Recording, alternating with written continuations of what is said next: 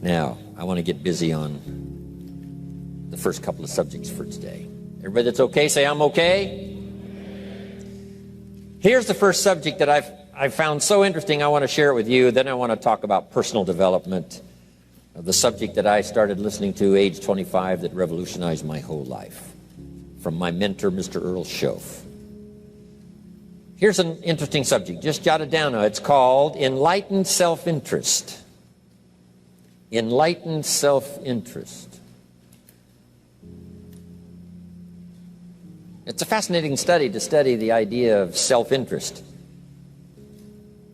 But just make this note, all of us, have self-interest. The key is for it to be enlightened so that everybody wins and no one loses. Our first interest is to survive. What does it take to survive?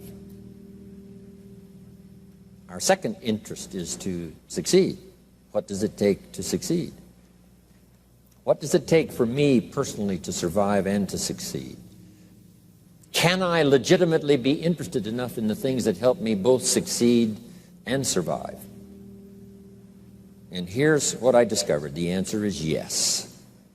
It's possible to exercise self-interest, but to do it in such a way that no one loses, everyone benefits. Key phrase: life was not designed to give us what we need. Life was designed to give us what we deserve. We do not reap a harvest in the fall because we need it. We reap a harvest in the fall because we deserve it. Not necessarily from a moral standpoint. Of course, there are some moral laws as well, spiritual and moral laws. But just the basic laws that simply say if you wish to reap, you must plant. So jot this down. Reaping is reserved for the planters. And the reason they reap is because they deserve it. They're the planters. They deserve to reap. Interesting Bible phrase that says, if you keep knocking, you'll find open doors. Good phrase to jot down. If you keep knocking, you'll find open doors. Doors of opportunity.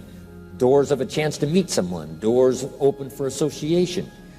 Doors open to find someone special. Doors open to find a unique business colleague. If you keep knocking, the phrase says, doors of opportunity are open to those who continually knock.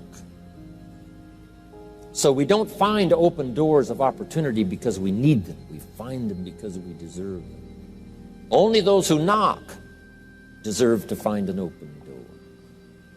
But the promise is, if you continually knock, you'll find doors of opportunity. It says, if you search, you will find. So make the note, it's good. Finding is reserved for the searchers because they deserve it. Now, at first they may have needed it, but they now know that just needing it is not sufficient. But if they need it, now they must qualify for it. The reason why you're going to be blessed with good ideas this weekend is because you've come searching.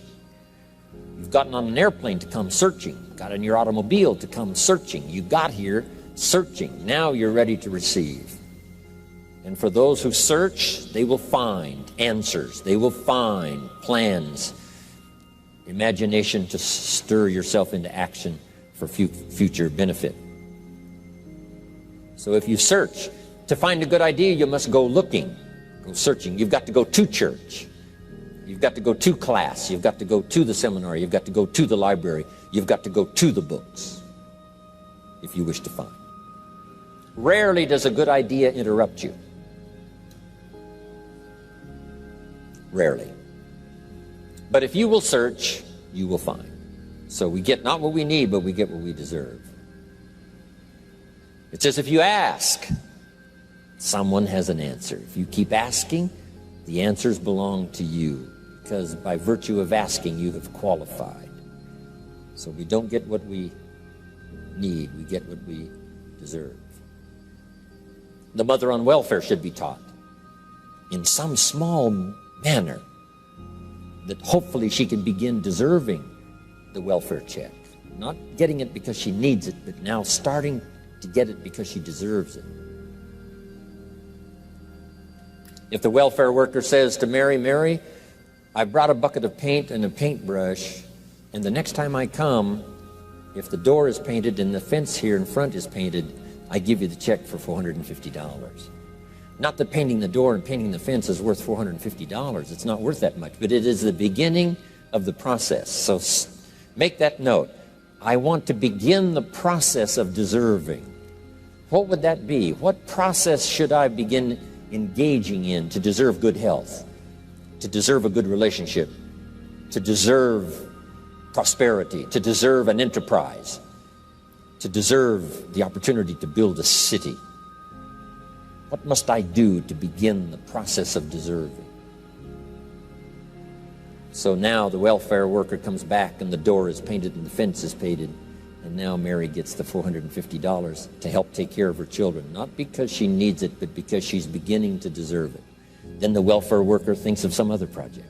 She said, Mary, if these weeds are gone and this little garden is cultivated, when I come back, now that the door is painted and the fence is painted, if the weeds are gone and this little garden is cultivated, you get the $450.